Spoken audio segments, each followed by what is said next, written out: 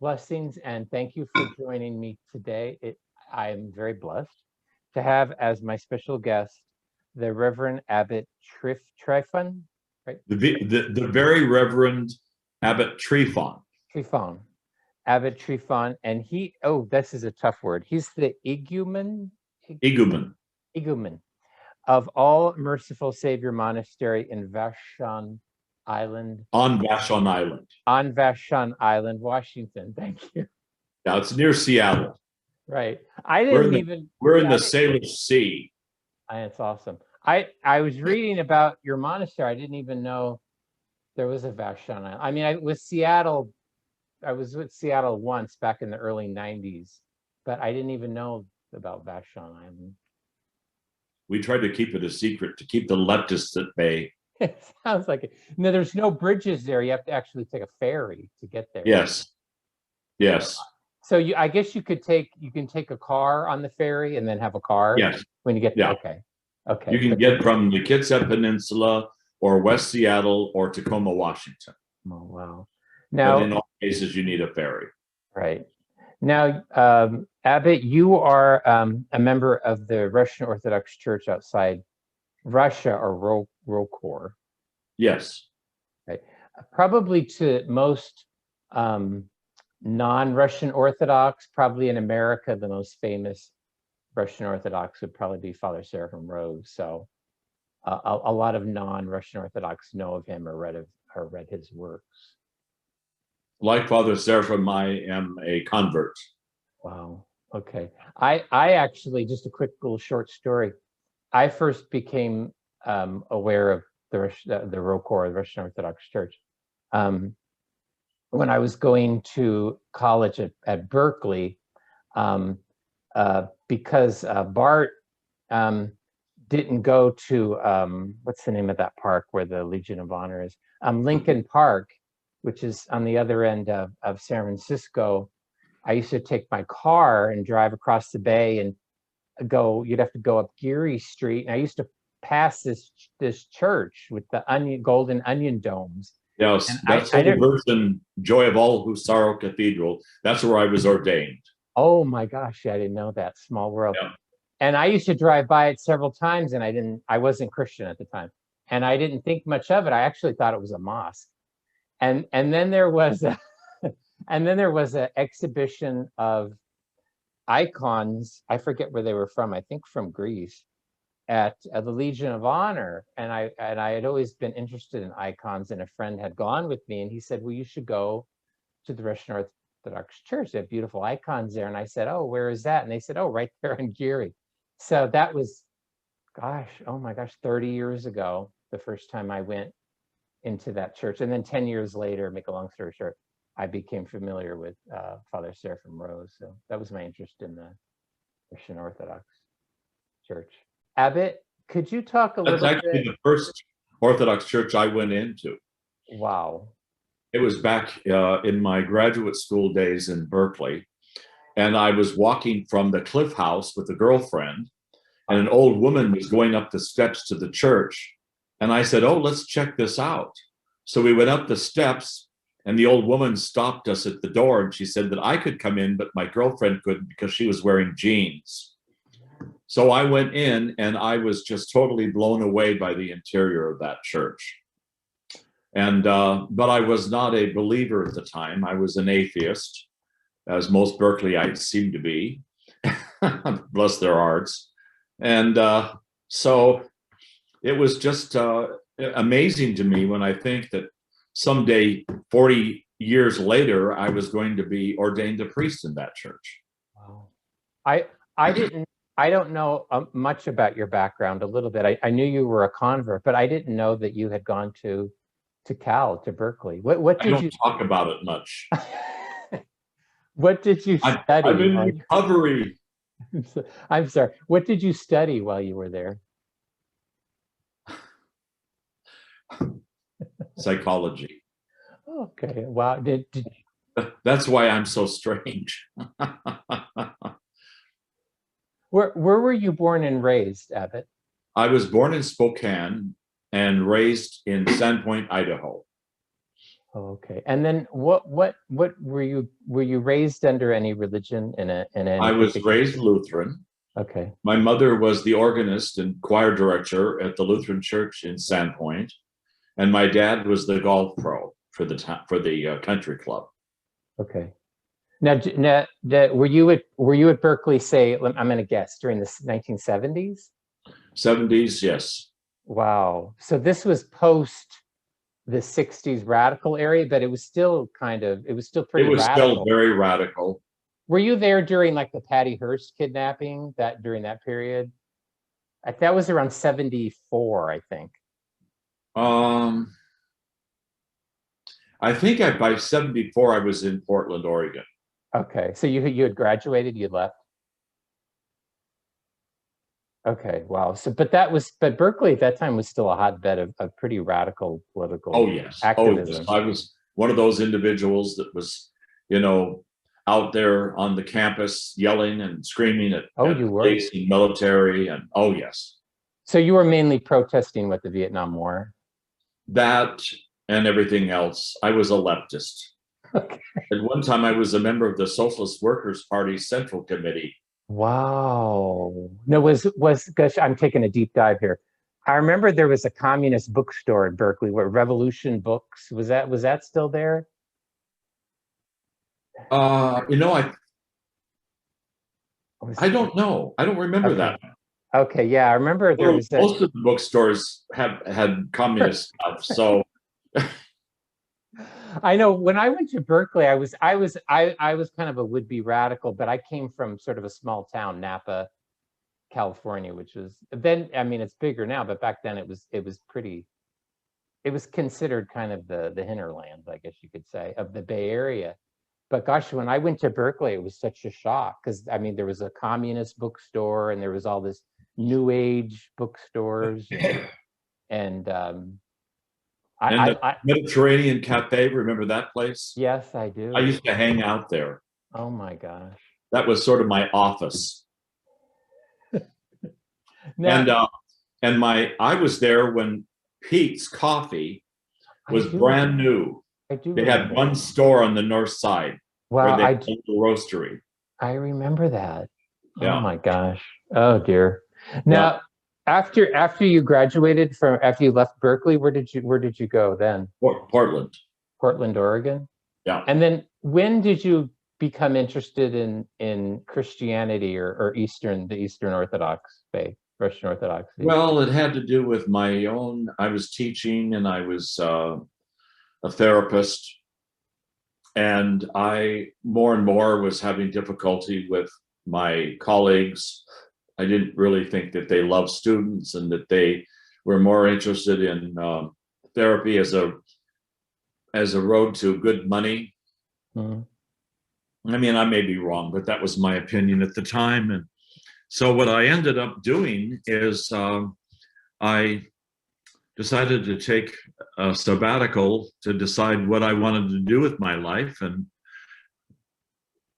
I ended up going to my first liturgy at Holy Virgin Cathedral about 7 months later.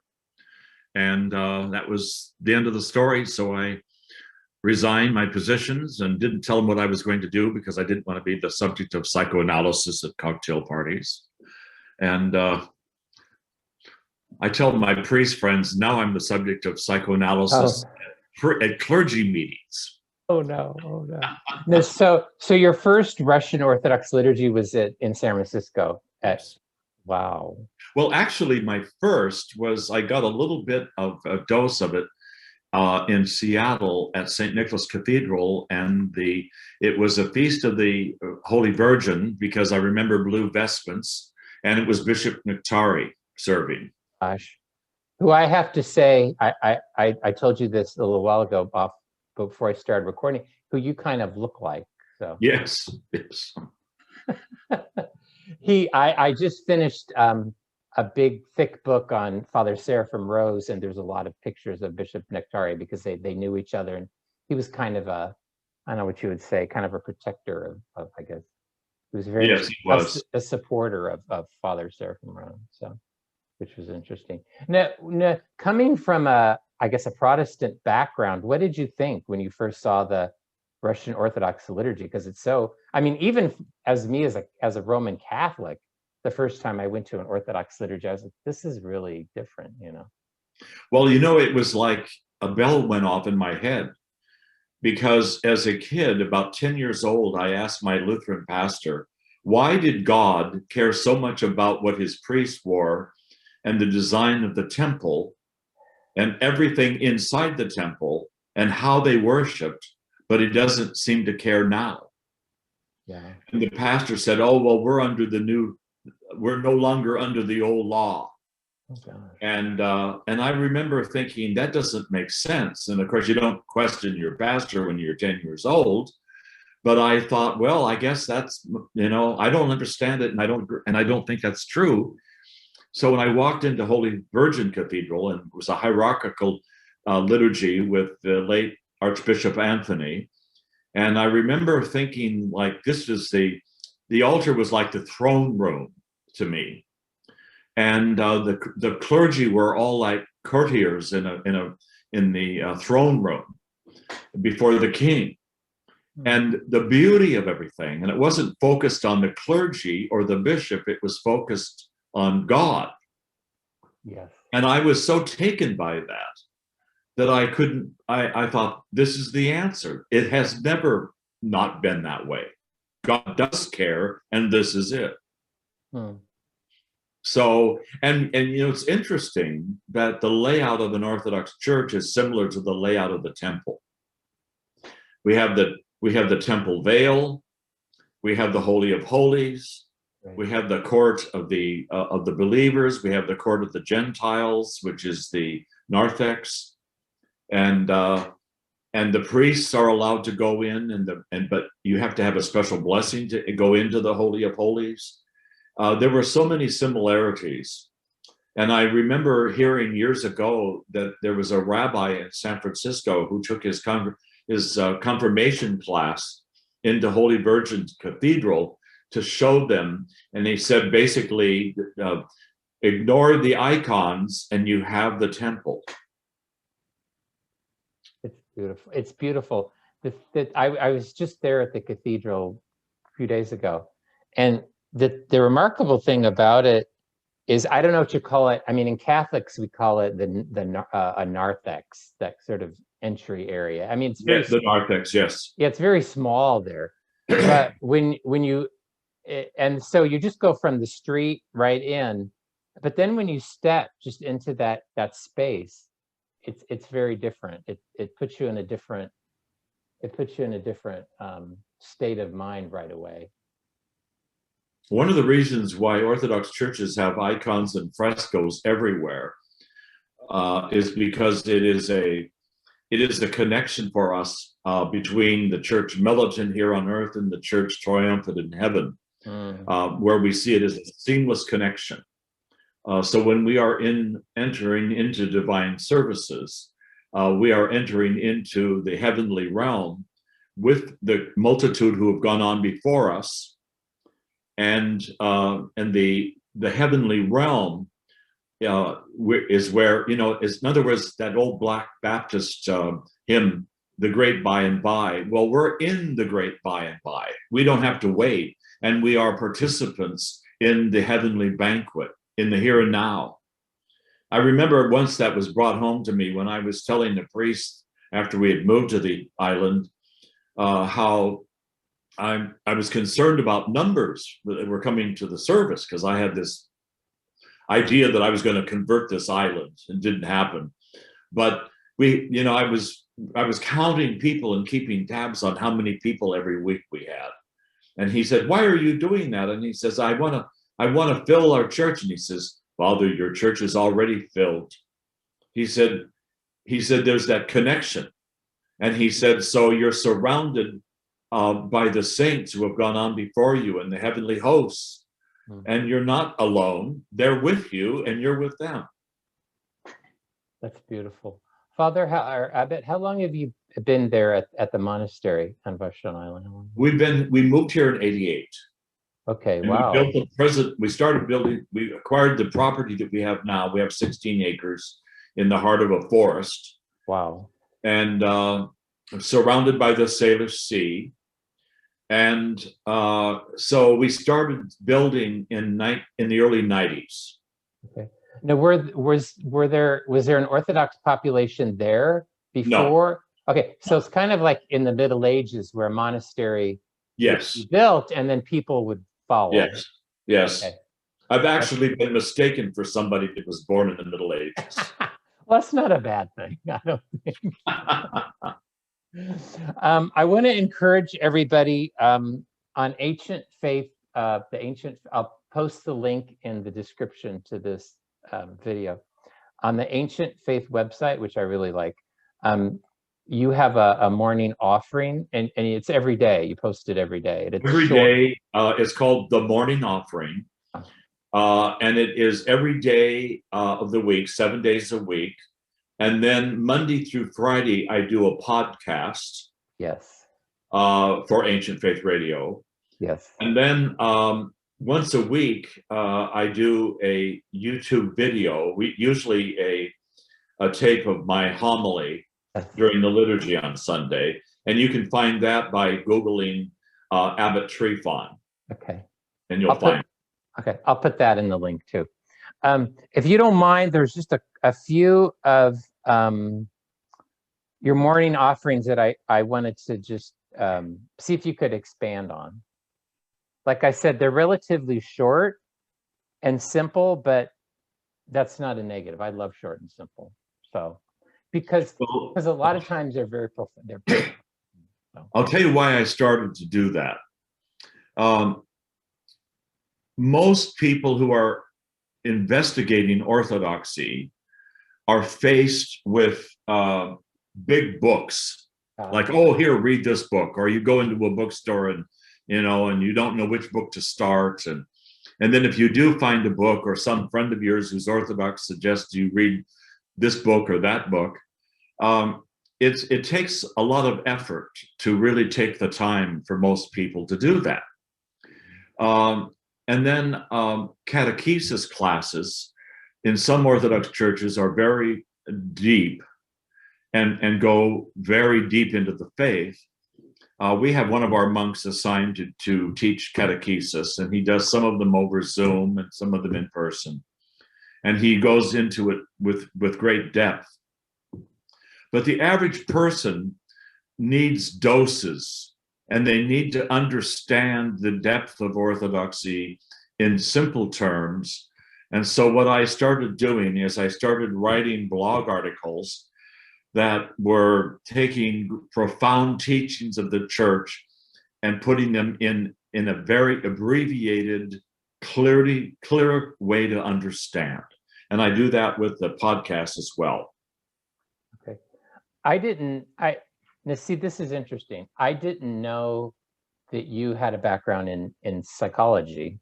I don't generally talk about that. But I'll have to go to therapy. I'll have to go into. But I have to say, now it makes total sense, because I read through a lot of your morning offerings. I went back and read, and there's a lot of psychological insight. And I was thinking, gosh, Father, I guess is either he knows about this or he's interested in. But I didn't know yet. So I think there's a pattern here of which ones that I picked out to ask you about. This one is recently, and it's on. Well, you've talked about this a lot, despondency, actually, quite a few times. And this is something I deal with, and a lot of people I know deal with, and a lot of my readers and listeners deal with, not because I know them personally necessarily, but just because they contact me and this is what they write to me. This is what you wrote. This is from March 11 of this year. You wrote, although there are certainly cases where depression can be caused by imbalances in the chemical makeup of the body, it is far more common for depression to be the result of the sickness of the soul.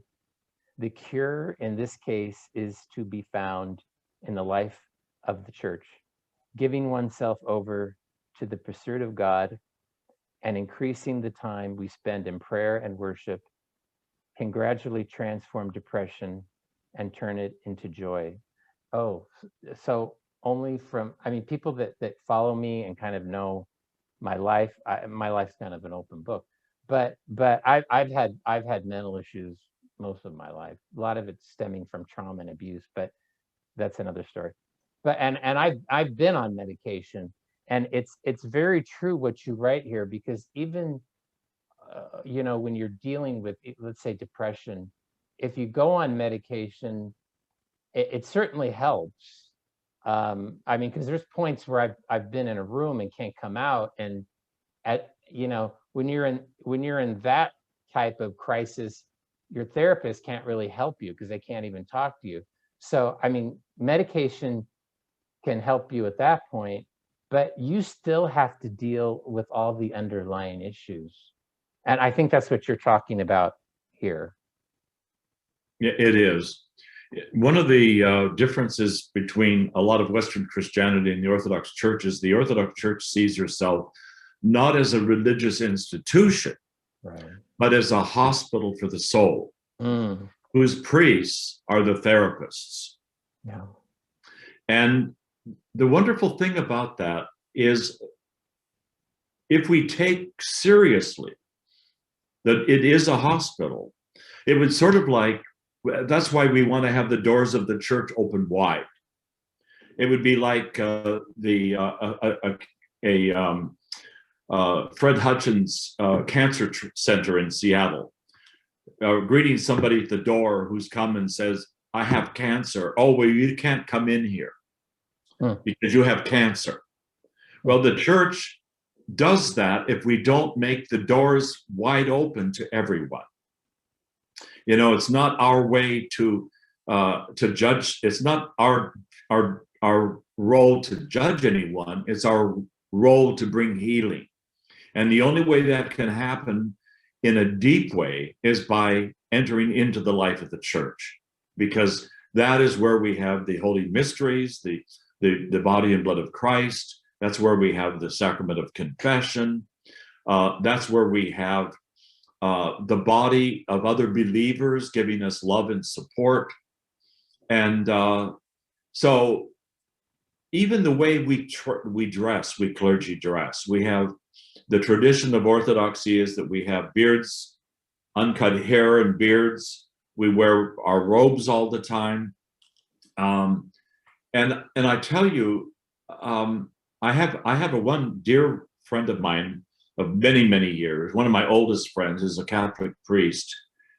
And he and I were in the Pike Street Market in Seattle many years ago. And a man came up to me, a homeless man, and he asked if I would pray for him. And he was a Native American from Alaska. And so I said, may God help you in every way. And the man, and I had him kiss the cross. And then as we walked away, my friend, Father Joe, said, I'm in civies. He didn't ask me. And, you know, I think a lot of people, a lot of clergy think that what's necessary to bring Christianity into the secular world is by fitting in. No. But what does work, and I've experienced it, is I don't fit in. I'm the oddball in every place I go. This is both a protection for me, because I don't go anywhere, because I'm always in this, but I don't go anywhere where this would be inappropriate. Right. So, but at the same token, I'm bringing Christ into the midst. And so when people see me, I've lost count at how many people in downtown Seattle and other places, San Francisco as well, have come up to me and thanked me for dressing like this. Please. And I have some Capuchin Franciscan friends in the Bay Area who are dear. One of them has been a friend of mine for about 38 years, Brother Peter. And he's the guardian for their house in Burlingame. And a number of years ago, because I've known them for so many years, a number of years ago, Brother Peter made the decision that he was going to start wearing his habit all the time. All right. And now he doesn't go anywhere without the habit and his sandals. And I'll tell you, the times when he and I have walked through the campus in Berkeley together, the impact that it has on students, on one of the most liberal campuses on the planet. And they come up and they ask us, what, wow, what are you? And or wow, I love what you're dressed like, and are you priests, and all of that. And Brother Peter, their Archbishop Cordileone is giving them the National Shrine of St. Francis in the North Beach neighborhood. Oh, I know it very well. It's right across the street from Cafe Trieste. Yes. Which is the very first coffee house I ever went into back in 1968. Wow. And I was standing there. I was dressed, I had a big beard, long hair. I had bell bottoms. I had a British sport coat. Oh, man. I looked really great. And I had these dark round sunglasses. Wow. And a couple from Ohio, tourists, came up and wanted my autograph. I bet they thought you were it was John Lennon. John Lennon. I knew you were going to say that. And then we went into the Cafe Trieste for the first time. And the jukebox in there plays, it's the only jukebox I've ever known that has Italian opera on it. Yes. So we walked in and we heard Italian opera, and I knew I was home. And every time I'm in the Bay Area at our cathedral, I always get together with my Capuchin friends or my Orthodox priest friends, and we go to the Cafe Trieste. That was a bit of a seedy area back at that time. It was on Broadway. Yeah. It was still the Italian neighborhood.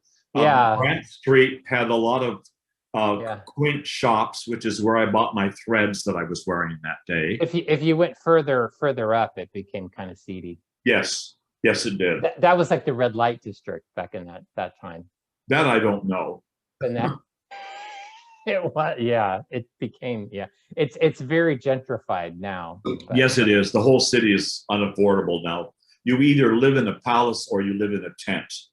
Oh, I know. It's very trendy. Especially for young people. Yeah. Yes.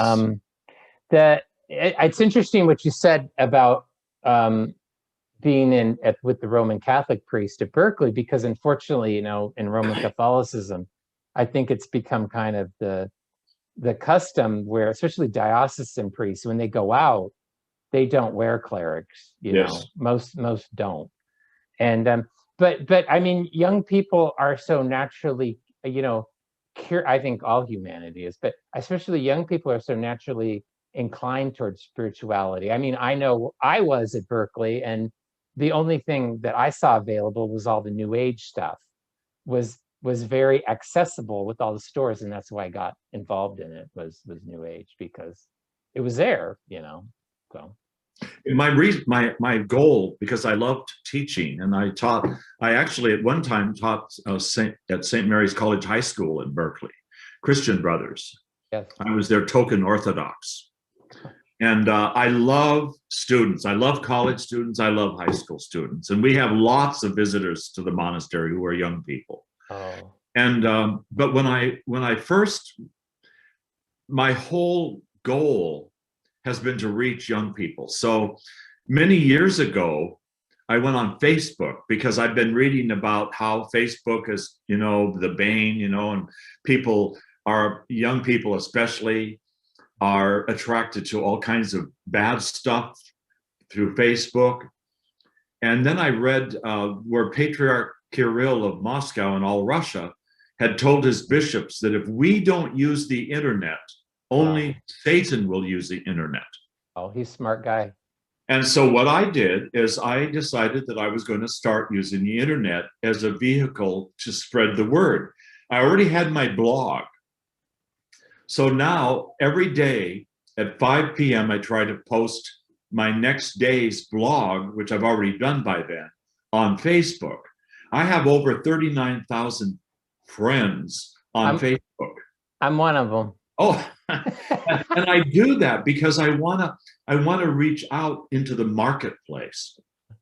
I And then the other share thing you. I do, because so many people, I've been called by a couple of Orthodox priest friends. They call me the stand-up priest comedian. Oh dear. Okay. Because, well, that's a good thing. Okay. Because when people see this kind of attire, a lot of people, especially younger people, they're either attracted to it or they're put off by it. Yeah. And so, for instance, one day I was waiting for the ferry to go. I was going to do a walk-on to the ferry to West Seattle. Somebody was going to pick me up. And I'm standing there, and this bunch of little kids were standing next to me, ready to get off the ferry. And this one little girl looked up at me and she said, "Excuse me, but are you Professor Dumbledore?" Who's that? And I said, "Yes, I am." And then I got off and I was walking about midway on the dock, and some other kids caught up with me that were older. And this little girl asked me, "Are you Gandalf?" Oh my God. And just as I started to say yes, my phone went off. And I have on this phone the notice that I've got an incoming call is the theme from Lord of the Rings. That's cool. And somebody was calling me. It was a God moment. Someone was calling me at that very moment. The girl asked the question. And then she heard that music. And all these kids just screamed with delight. That's awesome. Oh gosh, Father. Okay. Abbot. Sorry to be a debt. I know after that was good comic relief. Okay, because here the name of this post that I wanted to ask you about is Dark Times. Okay, and I've been reading a lot of Orthodox material, so I'm familiar with the names, but the pronunciations I'm not too good with. So you wrote Saint Ignatius Brankianov. Close enough. Brankianov tells us, quote, "All things pass, both the bad and the good, and neither men nor demons can do anything if God does not allow it," unquote. For we Christians, we know that all our struggles, all our sorrows, and indeed all our suffering is ultimately for our salvation. When I read that, it's beautiful, but I was wondering if you could help, me in particular, but other people that I know, that I know I understand that intellectually.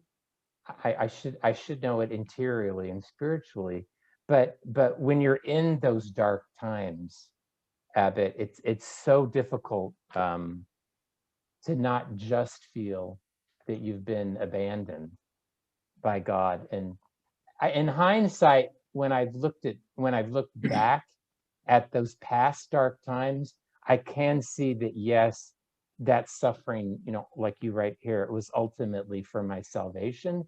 But when you're in it, it's very, very difficult to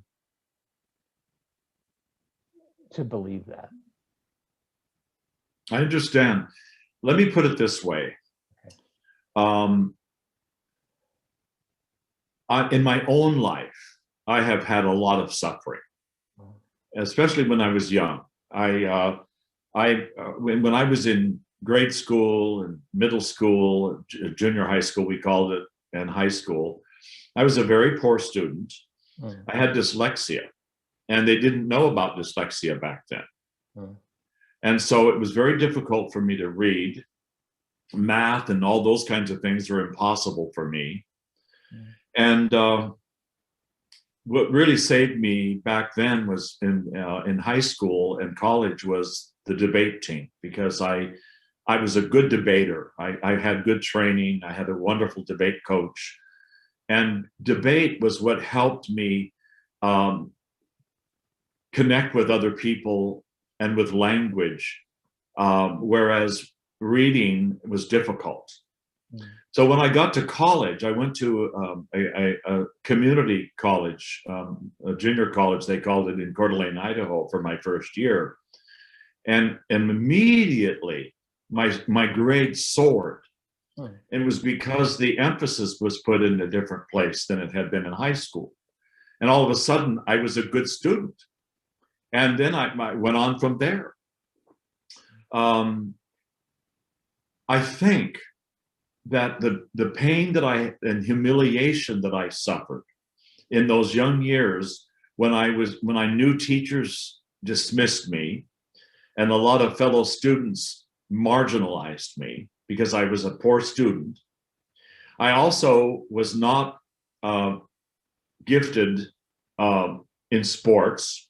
When I was in grade school, when we were all picking members of the team for baseball, I would be always the last person picked. And the team that got me, you'd hear them moan when they heard that I was going to be on their team. So that was very difficult. My Abbot, brother. Yeah, Abbot, sorry, I real quick. That same exact story is in my book because it happened to me. Well, here's the thing. By the time I was 18, I was suicidal. Yeah. And and it went all the way into when I was about 23. I was just constantly dealing with depression and low self-worth. When I got to Berkeley, I took up running. I just needed some way to get rid of my stress. So I ended up becoming a long distance runner. And then when I moved to Portland, I joined a gym and I became a weightlifter. Wow. And it was all of those things that were in a desperate attempt to try to gain something where I could feel good about myself. But I look back at that time of suffering as a time that God allowed, not only for my own growth spiritually, but that someday I would have an understanding heart for people who were sharing what they were going through.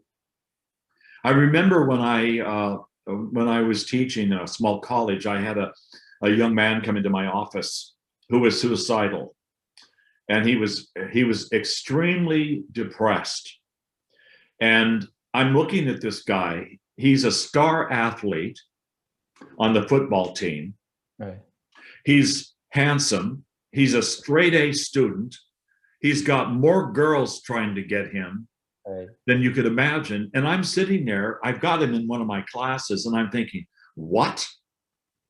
How could this guy be depressed? I couldn't understand it.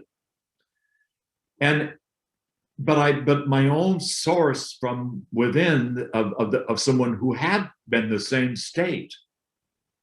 And it reminded me of a high school friend that I had. My freshman year of college, I was working in a hardware store in Sandpoint, and a young man came in one day, and I said, "Oh, how's your brother?" And he kind of turned a little pale, and he said, "Oh, didn't you hear? He committed suicide." And his brother, who was my age, was like super popular, super handsome, straight A student. Everybody loved him. And he committed suicide. Yep. So, we cannot, and a lot of people hide their feelings. They, when they're down, they hide it. And they put on the big smile. But I know that about them now, see? And I know what it feels like to be in that state. And that's why I really believe God allowed me to go through that. Not only for myself, that I would grow from that experience, but that I would be able to be the therapist for people who are going through it now. And not judge them, but help them. If someone has suffered... I want to say one other thing about suffering, the role of suffering. Go ahead. If everything is going along smoothly, Yeah. Most people are not going to even be attracted to anything spiritual because it's all about a good life. Yeah. I'm happy. I've got everything I want. I've got a great job. I've got a great income. I've got a great house. I've got a great wife. I've got great children. I've got great friends. But when people go through a difficult, dark night of the soul, as St. John of the Cross talked about, the Roman Catholics, when they go through that dark night of the soul, something happens. We encounter God the Father, who's like a good dad. When the little boy is going to take his first steps, and mom is holding his little hands, and she's got him standing up on his feet, and dad is a few feet away with his hands reached out to catch the little boy and encourage the little boy to walk. The only way that child is going to learn to walk is by falling. And they pick him up and they start him again. And then all of a sudden the kid is running all over the house. Or the little boy that goes up to his dad with his little fist in the air and he says, "Daddy, I hate you." And a good father reaches out, grabs the little kid, pulls him up, kisses him on the cheek and says, "But Daddy loves you." Yes. That's a good father. God is like that with us. Yes. So when we go through the same things we did as a little child with our parents, Yes. before the throne of God, Yes. He's there for us. Yes. We Yes. sin, and as the saints tell us, when you fall, you get up again. And each time it is Christ that helps you up. Yes. Yeah. Yes. So one thing you said that was important. Well, everything you said, but one thing that rung true with me, very true with me, is the idea of suffering. And I don't think it always is the case, but suffering can, I think, make a person more compassionate towards those who also suffer.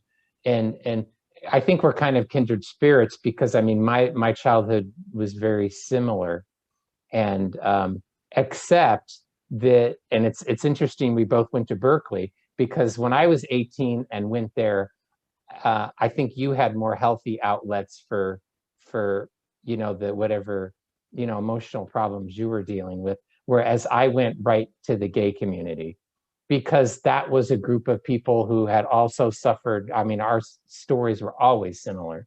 So I found camaraderie and a certain kind of compassion there, but it's a double-edged sword, because I think also that I remember once we were having a clergy meeting in Seattle for the Washington Orthodox Clergy Association, and it was during that time when the state of Washington was deciding that they were going to, we could vote for legalization of marijuana, and we could vote for the legalization of same-sex marriages. And this one priest said, "Oh, we need to, as an organization, we need to issue a statement against this." right. And I said, I think we shouldn't, because the church has a clear understanding about that. But I said, we want people in the church, the healing institution that is the church. We do not want to push anyone away. And I said, but he said, but it's the greatest sin. And I said, no, it isn't. Despair is the greatest sin. So if you're going to tell somebody that their sin is the greatest, you're going to push them into despair, and you're going to push them out of the church. Yeah, it's probably not. The church is for everyone. It's the hospital for everyone. Every sin that all of us commit is equal before the eyes of God. Yeah. So it's not like a gay person's sin is worse than, I remember when I was in college, I had a couple of good friends. We ran around together a lot. And one day, one of our friends came out gay. And my other friend turned his back on him completely. I don't want anything to do with you. No. And I told him, I said, I said, why are you doing that? And he says, well, it's against the Bible. And I said, well, number one, when do you read the Bible? You don't even go to church. And number two, what's the difference between your view of his sin and your sin? I said, you're living out of wedlock with your girlfriend. Oh boy. Okay. It's the same. And I guess you're right. So he apologized and they were friends again. Oh dear. Yeah, I think the best way to help someone that's maybe, is a good example of Christian love and living a good Christian life. I think that's the best example. And in order to do that, I think you need to maintain contact and a relationship with the person. I mean, if they cut you off, that's another story. But I think it's always good to. That's the way I was converted back to Christianity, is because I met good Christians, good Christian lay people that, showed me compassion and caring, and that's, I think, the best, way to do it. And I lost my train of thought, but you were talking about, Abbot, you were talking about one sin being greater than another. And I have to say that, and I don't want to beat up on the Catholic Church because I think I do that enough. But, and I wrote this in my book, is that, I have a lot of empathy towards people, and I do outreach in San Francisco, and sometimes I get my pictures taken with people that are kind of outrageous. And sometimes Catholics will say, my gosh, why do you talk, or why do you get your picture taken with these people? Why are you around them? And in those people, I feel like there's so much despondency, so much confusion, and so much just depression. And I don't particularly perceive a lot of evil or a lot of maliciousness. I think a lot of the people that, identify that way are often coming from a place of like deep trauma and abuse. Whereas the worst sorts of evil that I've ever experienced is a lot of times amongst the clergy, where I think they are quite conscious of what they're doing. So that's probably where I would say the greater sin is. One day, my friend Brother Peter and I were walking in North Beach to go have a meal in one of the Italian restaurants, and there was a very large transgender woman coming towards us. And I say large, she was about probably 2 inches taller than me. Wow. Okay. And she had more makeup on than you would ever expect, other than on a cadaver, maybe. I mean, it was just, and the voice, you could tell it was a man who was transgender. I mean, that was obvious.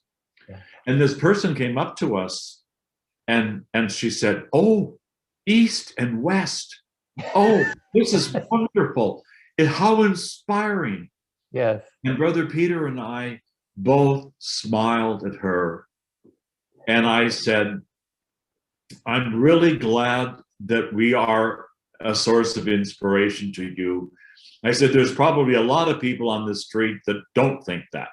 And that was my response. And we both smiled as we continued on. Think of what it would have how it would have impacted her if we had just, turn away and don't even look at her.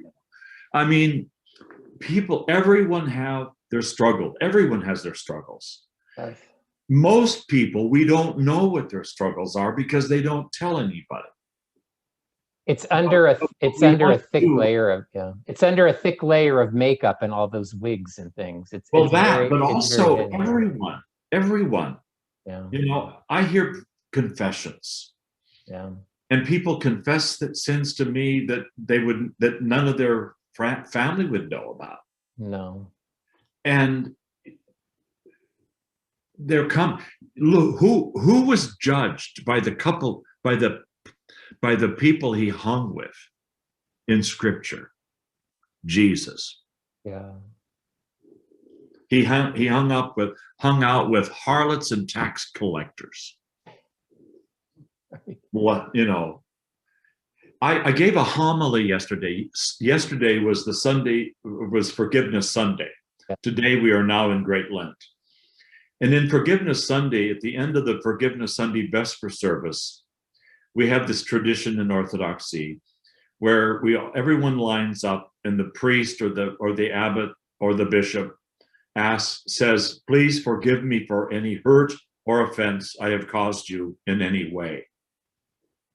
And then the next person standing there prostrates before him and says, God forgive me for any hurt or offense I have caused you in any way. And I gave a homily, which is called Abbot Tryphon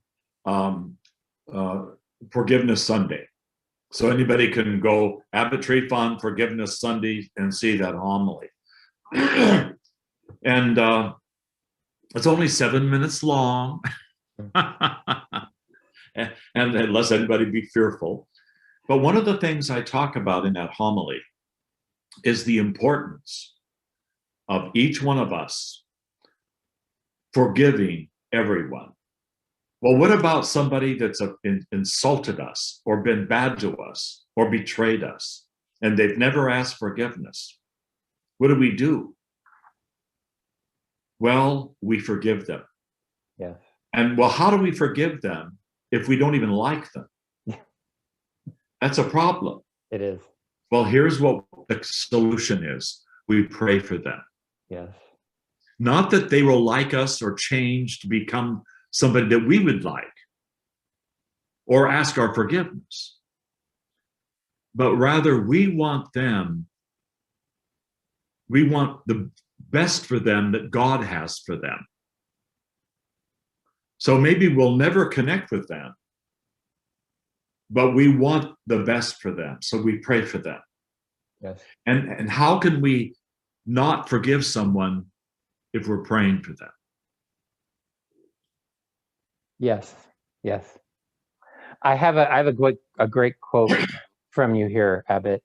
You wrote, however insignificant we think our secret sins may be, they impact the whole of God's universe.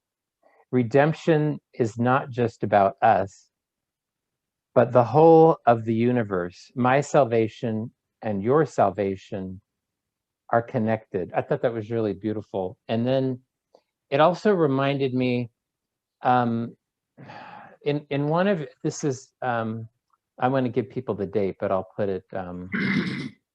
There was one. There was an incident where you, I think it's February 27th, 2021. There was an incident where you described when you were hiking near the Columbia River and you happened upon, gosh, it was a powerful. Oh, yeah. You happened upon a young man who was going to commit suicide. And just real quick, what it brought to mind for me, and with that quote, how all of our salvation is interconnected, because I kind of had a similar experience, but mine didn't end as well as yours did. I mean, I've had several friends that have committed suicide, but I remember one in particular, and we were both in a bad place at the time. I wasn't Christian and I had my own mental problems and issues. And in hindsight, again, I could see that he was, at the time, was reaching out to me looking for help, but I couldn't help. So I mean, a good reason for somebody to get their act together, even if they don't want to, is just, just to help other people around you, because you were at the right place at the right time. If you could tell people real quick about what happened, because some people could not help. I mean, I couldn't help my friend at the time when he needed help, but you were there. So. Well, this was I was in Portland. My confessor lives in Portland. So periodically I go to Portland, Oregon to see my confessor. And I had a few other people that I was going to see. So I was going to be there for a couple of days. And this one particular day, I decided that I was going to drive to the Multnomah Falls on the Columbia River. It was in the wintertime. So I parked in front of the lodge at the base of the falls. And there was only one car there. And I figured that must be somebody that works here. So I got out and I started up the switchbacks to the top of one of the highest falls in the country. Yeah. When I got up at the top and I'm in this primordial forest, it was a route that I used to take when I was a young man, and I'd go running there. Now I'm walking up with a cane and slowly making my way to the top. And I'm walking out into this forest. And I was quite a ways into the depth of this forest, and I saw a young man sitting on a log, and he didn't see me. So I didn't want to frighten him. So I called out and I said, "Oh, good morning." And he turned and saw me. And I walked over and I said, "Do you mind?" There was something about him that I sensed there was something going on. So I asked him if he would mind if I sat down next to him, and he said, "Sure." So I sat down and he looked at me and he said, "Are you an angel?" Mm. And I said, "No." I said, "I'm one of God's regional representatives, but I'm not an angel." And then he said, "Well," so we talked for a few moments, and then he pulled out a gun. He had a revolver, and he showed it to me. And he said, "The reason why I asked you if you were an angel is I came up here to commit suicide. Everything in my life is in ruin." And he said, "I was going to commit suicide up here, but I prayed to God, if there's a reason for me to live, send me a sign." Wow. And there you were. And I said, "Well, I didn't decide to come up here till this morning, so this is the sign God sent you." Wow. So we talked, and eventually, and he handed me the revolver, and I took the bullets out and put it in my pack. And then I invited him to walk down the hill to his car with me. And when we got down there, I gave him the revolver, empty. And I said, I want you to promise me that you will give it back to your dad and tell him that you got it out of his drawer, and tell him what your intent was, and that God sent a priest to you on that trail. And that you're not, and that because I said, your dad needs to know that you need support and help. Yeah. And he promised me that. Wow. That's a powerful, powerful story. I think men, a lot of times in our society right now, are suffering silently. I think mental illness is difficult for anybody to talk about, but I think a lot of times, especially for men, it is. I think people have been hurt, and I think this is another one that I wanted to ask you about. It's about anger, because it's an issue I write about, and it's one I deal with. I just want to read. It's a little longer, but I'll read it in just 1 minute. It'll only take me a minute, so bear with me, everybody. Here's the quote: "We must strive by every means to preserve peace of soul and not allow ourselves to be disturbed by offenses from others. In every way, we must strive to restrain anger and remain attentive to the mind and heart. We must make every effort to bear the offenses and insults of others, and accustom ourselves to such a disposition of spirit that their offenses not concern us. By guarding our thoughts, we can give quietness to our heart and make it as dwelling for God himself." That's difficult, Father, I'm sure, as you well know. So when I have people come to me and tell me that they're having difficulty keeping their prayer rule, in Orthodoxy, we encourage people to have a prayer rule, and usually it involves the morning prayers in the prayer book and the evening prayers, and then maybe perhaps the Jesus prayer, and then scripture reading and spiritual reading. But there are a lot of people that don't do that. and they get to the point where they can't pray. And they go to church and their mind is wandering, and they don't have a prayer rule. They don't have any personal prayer relationship with God. Well, Metropolitan Callistos Ware of Oxford, one of my favorite Orthodox bishops, I've known him for many, many years. And he has a wonderful story that he told. As a boy, he heard this story. There were three old men who would get together and meet at a pub in Scotland every day. I think it was Scotland.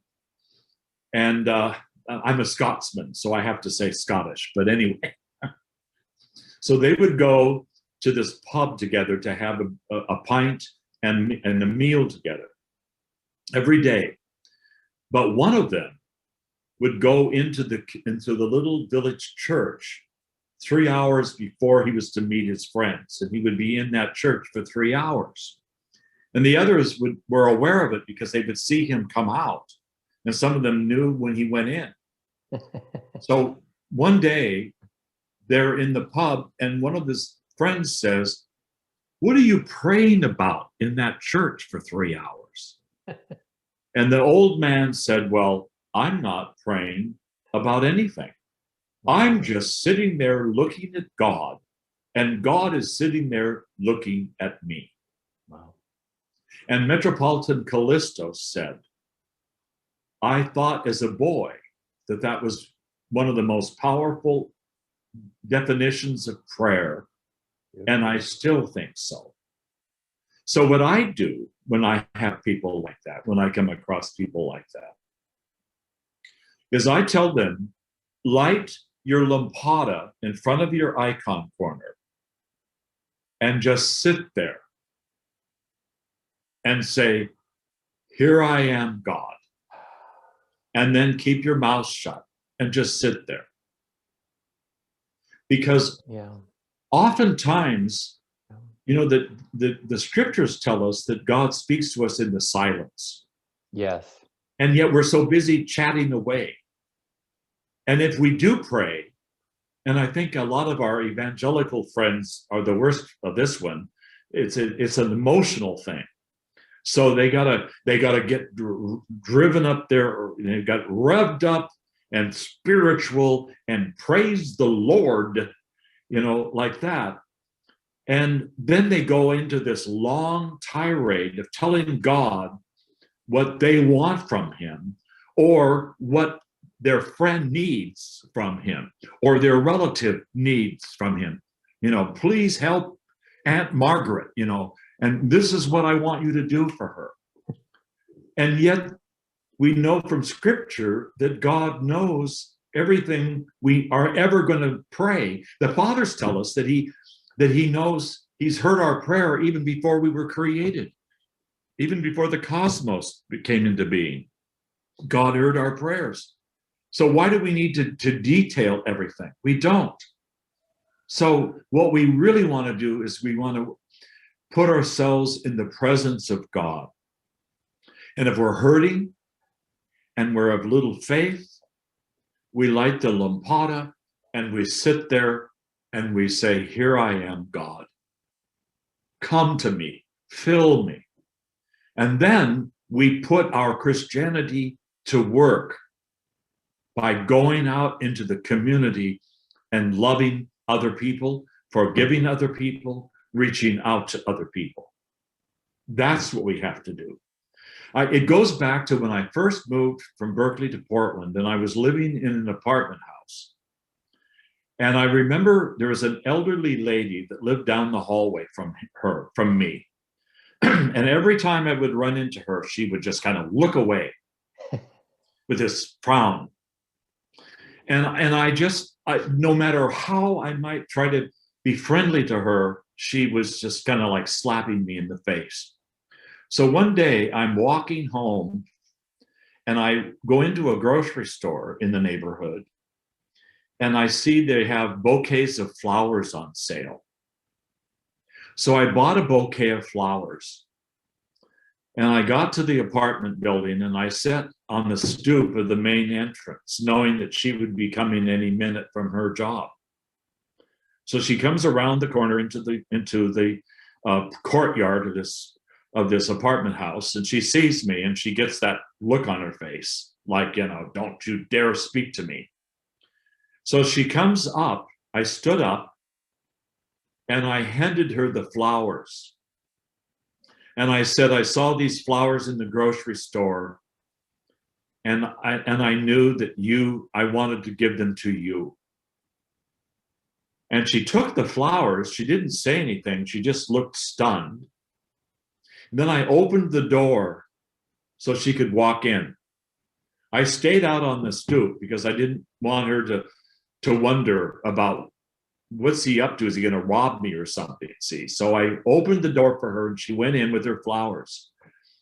And about 10 minutes later, I went in and I went to my apartment.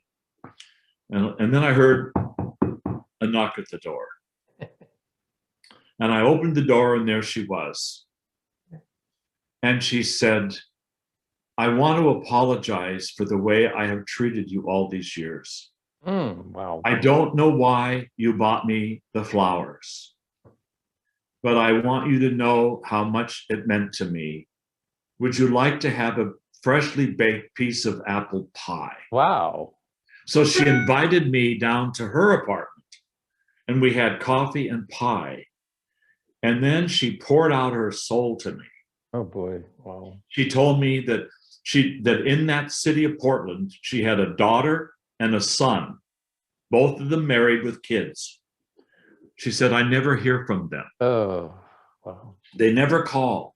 She said, the only time I would ever be with them would be for Thanksgiving or Christmas. And she said, and this year, my daughter called me and said, we've accepted an invitation to some friend's house for Thanksgiving, so we're not going to be having one, but I just wanted you to know that I love you and that we'll see you soon. And she said she knew she wouldn't be seeing them soon. And she said she just was brokenhearted.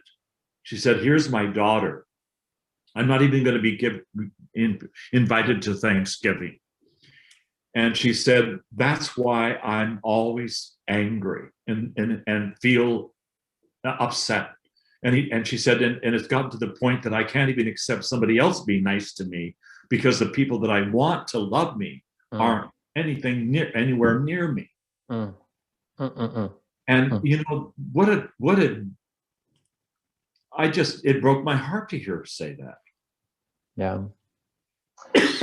Abbot, I want to end or wind down. I want to talk about a topic that's important to me, and that's homosexuality. You've written about it a little bit. I want to read this. I just took out a couple of quotes. It's from, and I'll post the link. And what you wrote, I think it reveals kind of a different approach to this issue that Orthodoxy has taken as opposed to Roman Catholicism. And you wrote, I would like to say that the need for intimacy is often the driving force behind sexual promiscuity in all its forms. We all need intimacy, but to confuse this need with sex is the main reason why so many people succumb to sexual sin. The need for intimacy can be fulfilled in deep friendships, but must ultimately find true fulfillment in an intimate relationship with God. Yeah, I want to talk about that first, and the other quote from you. That's so important. That's been my personal experience. I mean, I wrote a 400-page book about that. Is that I think ultimately that's what I was looking for, intimacy. I never experienced it as a child. I didn't have a very good relationship with my father. I didn't have a good relationship with any of my male peers. When men did come into my life as a boy, as a mentor, as a father figure, they were abusive. So that's what I was looking for. You know, and I don't think young people necessarily, like, for example, go to the gay community looking for sex. I think you are looking for intimacy. That's what I was looking for. I mean, I came out probably in the worst possible time, which was 1988 in San Francisco. And that the height of the AIDS epidemic, and it wasn't cool to be, especially a gay man. And it was a scary prospect to enter that world as young as I was.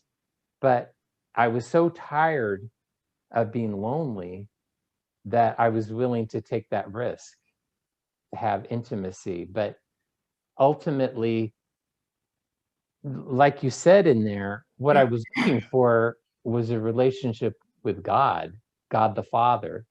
I didn't have a relationship with Father on earth, and I don't want to sound too I'm not trying to be funny, but that's what I was looking for, and that's I think that's right, and I want to talk about that something else a little more, is that I think when people look for those things, they're subconsciously looking for them, and then they don't find them, and then all these other things start to cascade, like depression and anger and bitterness. So does that sound right? Yes, yes. Well, many years ago, I was giving a talk on Orcas Island in the San Juans, and I was on the ferry. It was about an hour and 20-minute ferry ride going through all of these little islands. And beautiful place. And then when we got to Orcas, this doctor friend of mine was hosting me. We stopped into a little coffee house in this little town on Orcas. And when we walked in and my friend was ordering the coffee, I saw on a Davenport a New York Times article that was open, just sitting there. And the article, the headline, was about an incident that happened with a bunch of young gay activists who had arrived on a bus in downtown if I remember right, it's been many years, but it was the main city of Georgia, the country of Georgia.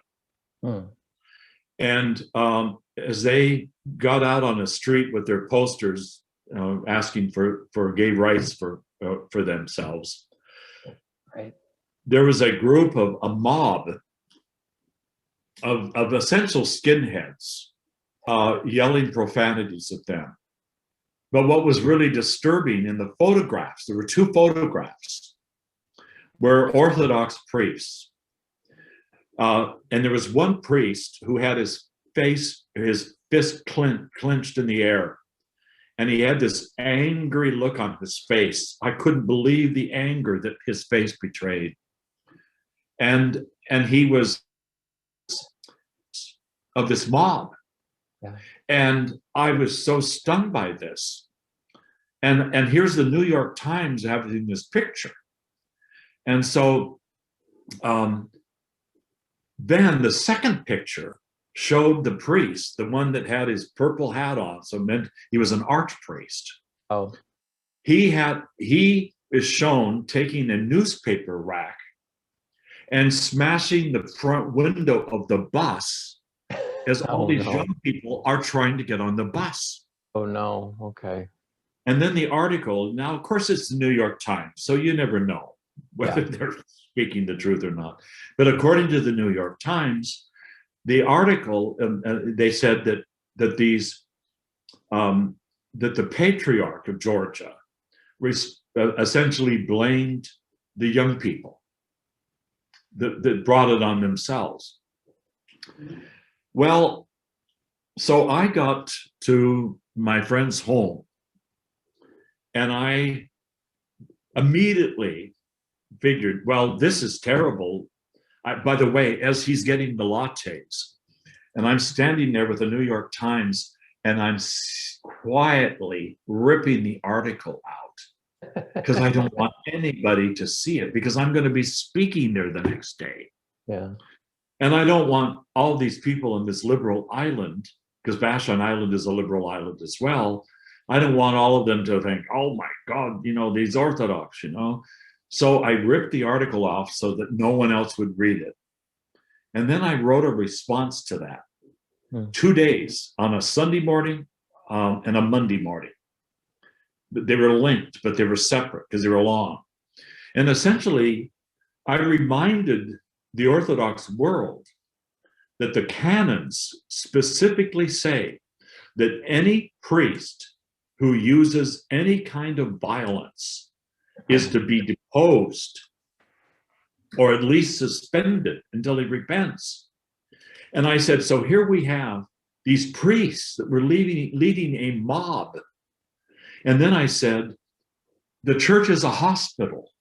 Yeah. Wouldn't it have been better if these priests had met them with love and said, can we talk? Can I buy you a cup of coffee?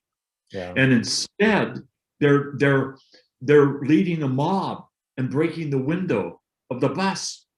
I said they, at the very least, should be suspended. The canons called for suspension. Yeah.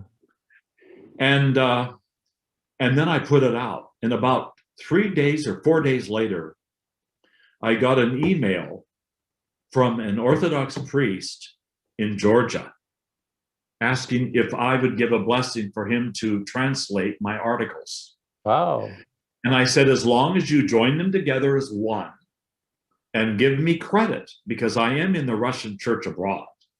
I mean, we are known to be traditionalists. Yeah. So I want them to know that it was an abbot of a traditionalist church of Russia that said these things. So he did. Well, it wasn't but maybe a week or two later that I got the news, and I think it might have been the New York Times. I don't remember, but the Patriarch of Georgia suspended the 3 priests. Oh. Wow. And you might have had something to do with that. Yeah. I'm sure I had something to do with it. Oh. I called them out on it.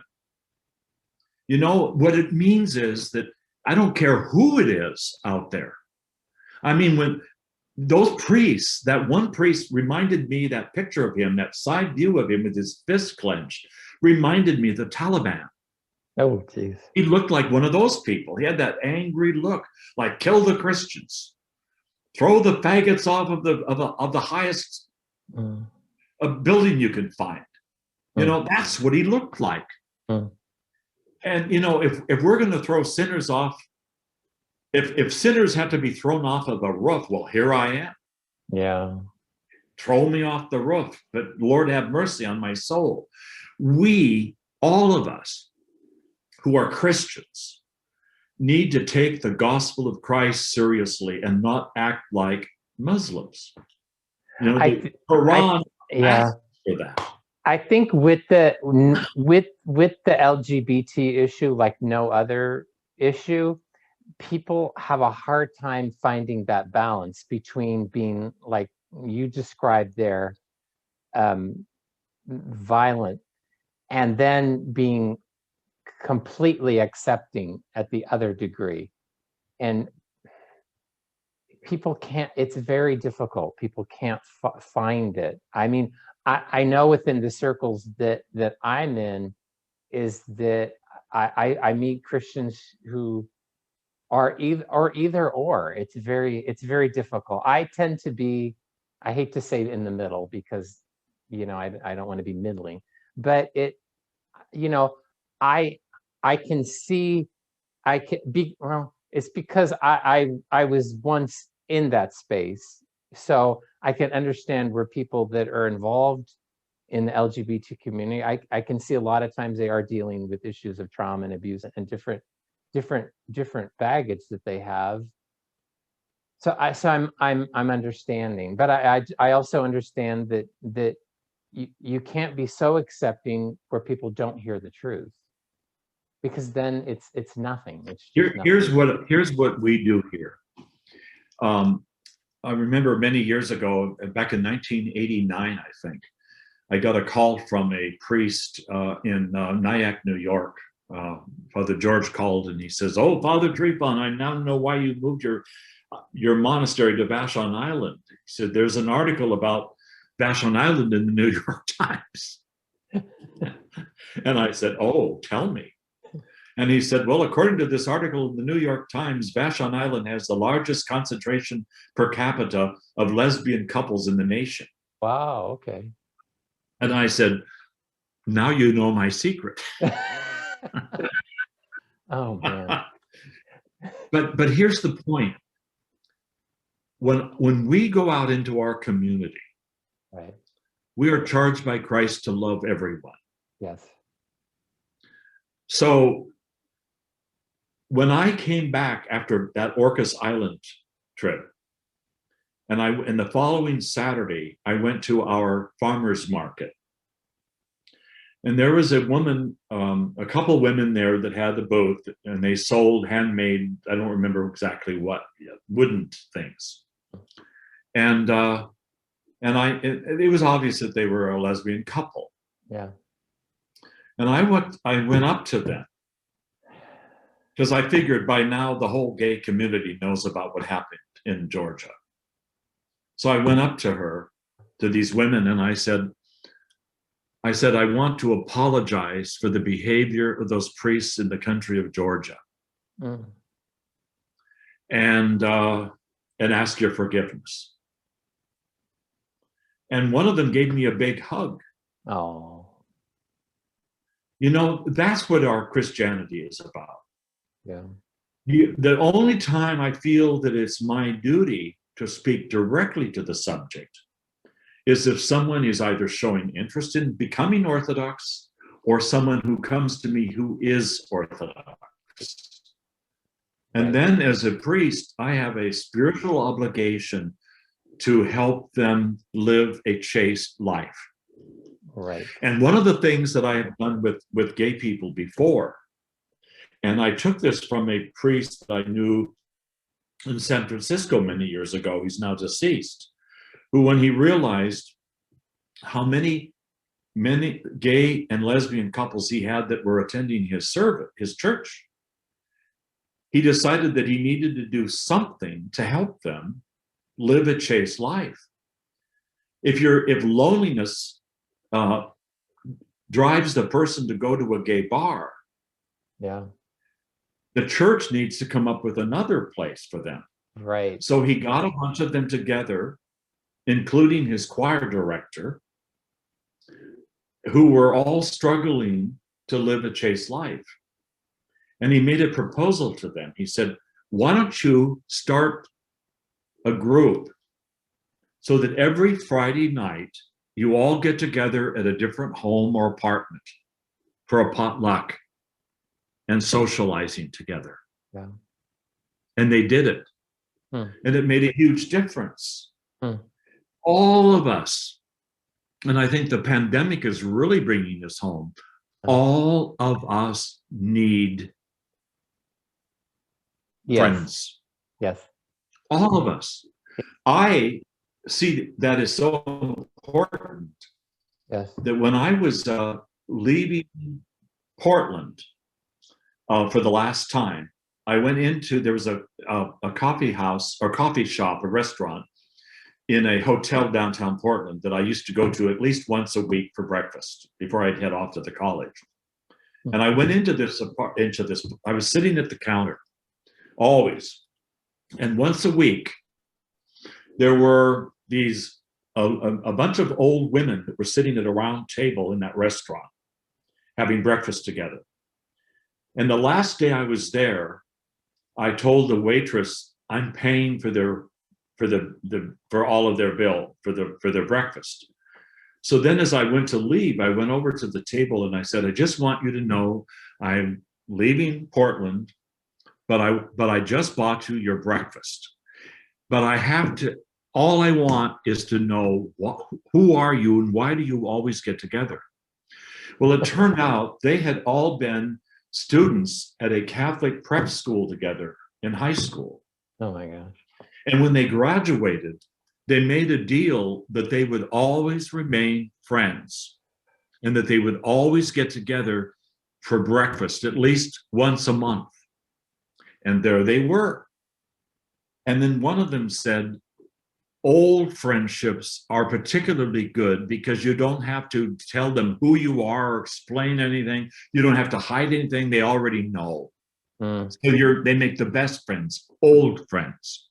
Sure. I have a little sign in our library over one of the doors that says, the best antiques are old friends. That's So, yeah. so think about it. Yeah, that's true. When we have, so I purposely reached out to old friends that I had known since my college days. And many of them are still my friends. Yes.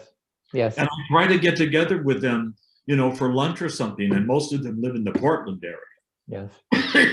I get together with them, and have a dinner together somewhere, or drink together. Yes. Because we all, and it's funny, one of my friends recently who's got cancer, and his two sons have abandoned him, and after they stole from him, and he's really basically housebound. So about every 2 months, I drive to Portland to see my confessor, and then I'll call my friend, and I say, can I pick you up? Let's take a spin. So one time we drove down out to the Columbia River to Multnomah Falls and took a little walk. But the last time we drove to the Oregon coast. I knew of a restaurant that would probably be open during the pandemic, and they were. So we had lunch together. And my friend Paul made a comment about it. He said, it's kind of like we're still in our early 20s when we get together. We laugh about the same things. We talk about the same things. We really haven't changed, except the exterior has changed. And I said, yes. I said, it's too bad we didn't have the wisdom that we have now back then. We would have been a lot happier then. But it's true. We need that. We need family, and we need friends. Yes. And we need to cultivate that. And I saw somebody sent me a commercial on YouTube, video commercial. I think it was a Heineken commercial. And if I remember right, but it showed these three guys dressed without ties, but they were black suits and such. They got out of a car. They walked across the street to what looked like an absolute dive bar. And they walk in, and there's three people in there. There's a guy at the piano. Okay. And there's another guy in there, and the bartender, and all of them scowl at them like, "What are you doing in here?" And they kind of look at each other, and then they walk up and they order their drink. And the bartender starts to pour the Heineken, and he sets it down. And then there's a gear system under the bar, and the bartender pulls this gear and presses on a pedal. And all of a sudden, you see the piano player put on a seatbelt, and he reaches out to these two things on the piano. He grabs these two things.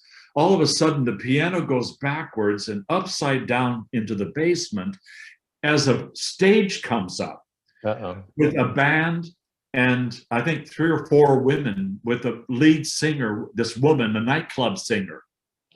And then all of a sudden, the bartender rips off his clothes, his outer clothes, and he's got a white suit and tie underneath, and it's a high-end bar, and everything opens up, and the doors open up, and walls go up or collapse, and all of a sudden, it's this beautiful nightclub with all of these people having fun.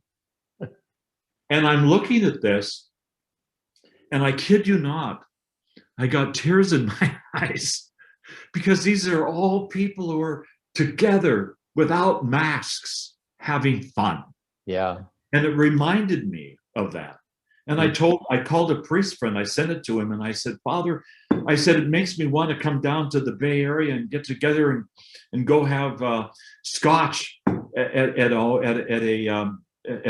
Irish pub." Yeah. And be surrounded by people and having fun with people that we don't even know. Yeah. And that's but what we need to do to take care of ourselves is we need to network as best we can with people that are friends and that know us. Yes. We need to do that.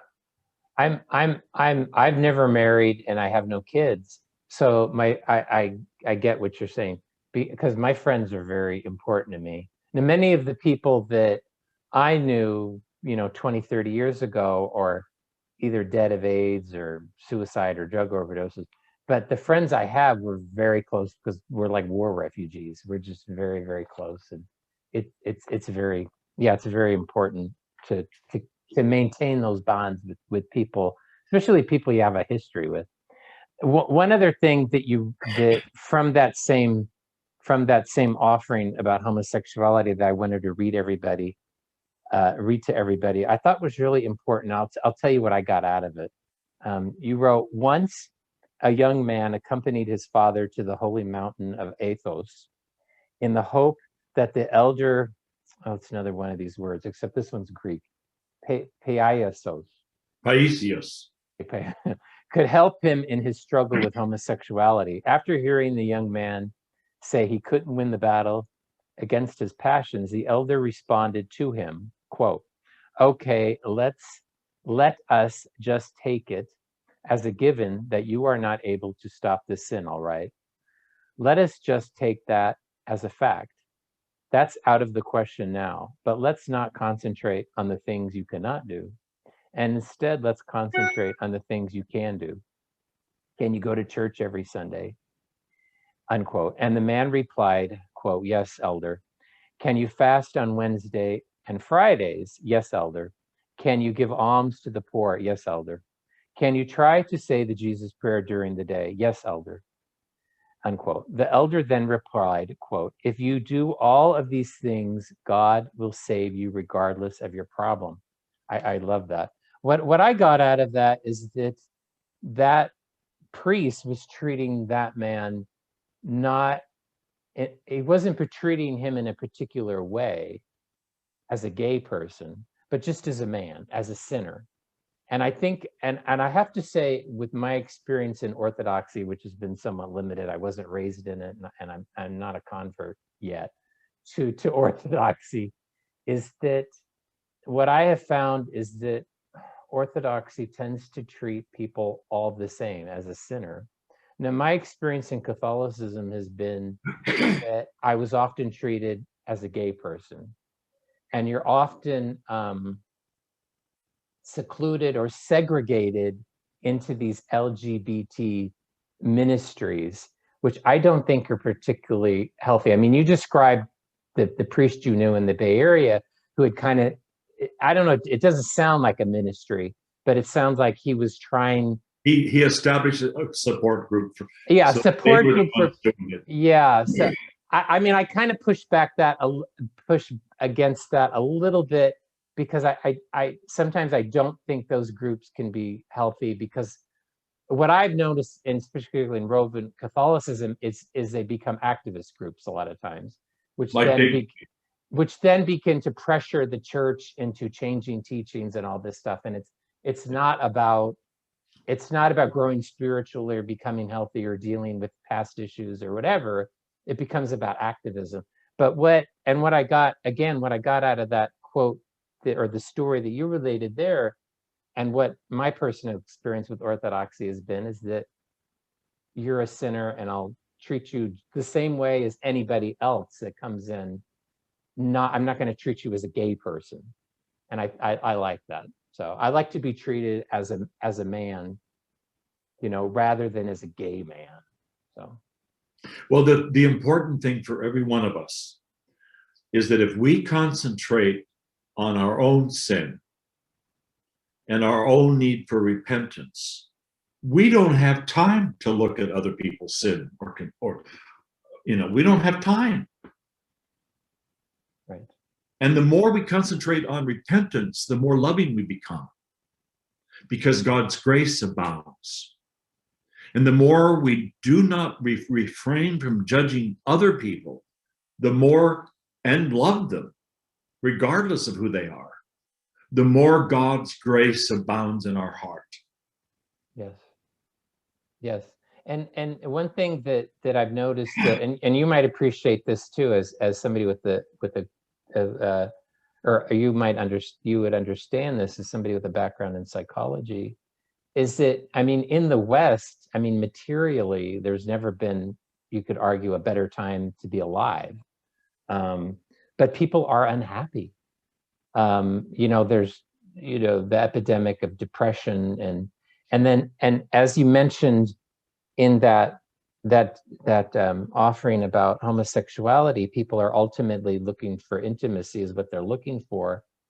And I think because, culture and society, especially in the West, has kind of abandoned religion and God, is that people are attracted or drawn to these feeble replacements, and sexual liberation, drug abuse, substance abuse, and these sort of ever narrowing definitions of identity. But people are still not happy. And just one quick thing, I mean, just in the space that I move in sometimes, which is the LGBT community, and the problems of mental illness, despite depending on how you look at it, the advances that the LGBT community has made politically and socially and culturally, those issues, I mean, remain. I mean, I always kind of throw this one study out there just as an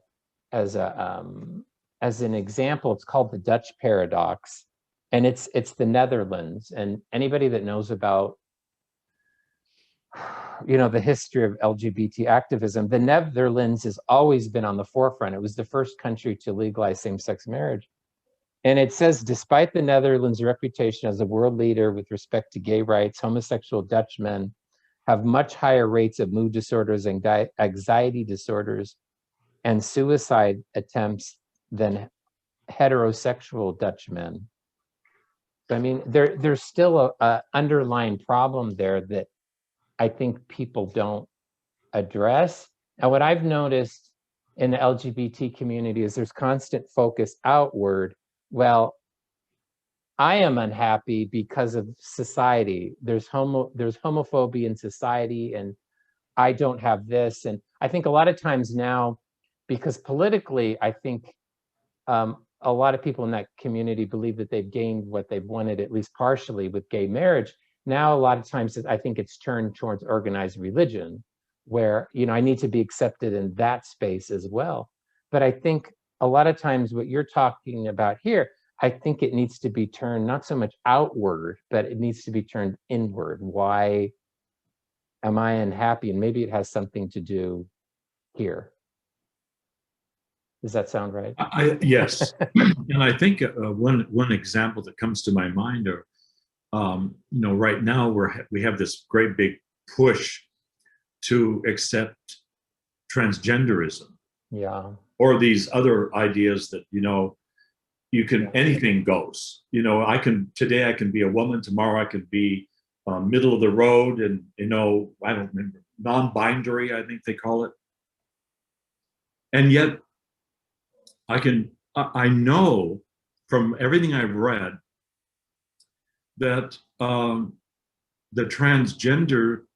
many transgender people regret it later on. And they have a high suicide rate as well. That's true, yes. And so, it isn't about accepting everybody, some of this movement now to, in the Senate, to make, allow children to make their own decisions at a young age about that. I mean, how insane is that? What we need is to recognize that all of us have our struggles with identity. Yes. All of us have our struggles with sin. All of us have our struggles. I mean, the number of people that I can think of that became psychiatrists. Psychiatrists and police officers have some of the highest suicide rates in the country as professions. I know why.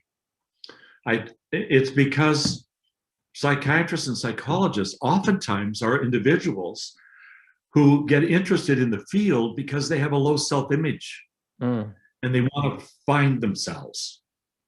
Well, that can be a good thing. They can be somebody that therefore is an understanding therapist. But the bottom line is that most people are struggling with self-worth. Most people, gay people, straight people, doesn't matter who. People have struggles with self-worth. But if we put our emphasis on having a relationship with God, it can make all the difference in the world. We are living in an age. I went into this old coffee house, about a year ago in Berkeley on the north end of the campus near the Graduate Theological. And it was owned by a man that I knew many years ago, a Palestinian Orthodox Christian. Oh. And it happened when I walked in, I was met with a sea of blue because all these young people had their laptops open. I saw no books. I saw no young students sitting talking to their friends. Oh boy. Everybody was on their laptop. Yeah. It was so disturbing to me that I ordered a latte and I thought, I'm going to sit outside on one of those little tables. I don't want to see this. On my way out, the owner came in. Oh man. Oh, Father Tryphon, how are you? I haven't seen you in years. Oh, I'm so glad I came in today. He says, I'm no longer running this place. This is my son over here. I can't take it. I can't take what it's turned into. And I said, well, I came here because I was on the other side of the campus. I went to go to the cafe, the Mediterranean Cafe, which I used to hang out in my college days. I said, it's gone. Yeah. I said, it's closed. And I said, and then I went to Shakespeare's bookstore at the end of the street. It's now a coffee house. Oh. And I looked in and it was all laptops. Digital. and I said, and then I told him, I said, I've seen young people sitting with each other with their phones. It's all digital. Other people. They're with somebody, but they're not talking to that some person. They're on their phone. They're talking to somebody else, or they're digitally. It's insane. Yeah. It doesn't. The soul of the world, and what we need to do is we need to stop it. We need parents need to have a no cell phone rule in the house. When they get home and they're having dinner, they need to turn their cell phones off. They need to have their kids have their cell phones off. They need to stop giving little children phones. But a lot Kids of times should not be allowed to have laptops privately in their room. A lot of times they sit at the dining room table together. I know. A lot of times it's the parents and the kids that are going back and forth and texting. And stuff. Oh, I know it is. It's the way that parents sort of, I guess, keep track of their kids.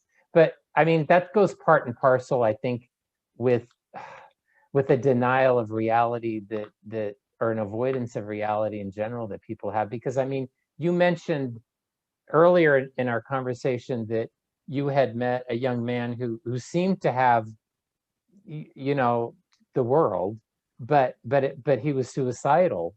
And I think a lot of people are very good at avoiding, you know, the trauma, you know, that's inside of them. And I think LGBT people are very good at that. That I think, you know, a lot of people from outside that world say, oh my gosh, they seem so happy and everything's so joyous. And you look at Pride and the parade, but underneath, I think a lot of times there's some real issues that need to be explored that aren't. So I think that's the way with everyone. Yeah, I think it is. Yeah, I think it is. It's very difficult. People don't know where to turn. And I mean, I think a lot of times religion it tends to be the last place that people, I know it was for me because my life got very desperate and very dark. And when you're desperate, you tend to make desperate sort of choices. And the last place that I wanted to go, because my experience with Christianity as a kid had been pretty bad, it had been abusive and everything. And I ended up turning towards Christianity because I guess when everything failed me and everything was gone, this is how I'll end it. Jesus Christ was the only one left there. He was it. That was it. He was the only man there that was still there. That was it. And Amen. That's my conversion story. Amen. God bless you. Hey, thank you so much, Abbot, for spending so much time with me. Thank you. Well, it was a joy. Oh, thank you. Thank you. God And bless would you offer a prayer for me or a blessing for me and anybody that's anybody that is watching? May the blessings of the Lord be upon you. Thank you, Abbot. Hang in there. Thank you. I will. Thank you, and God bless you.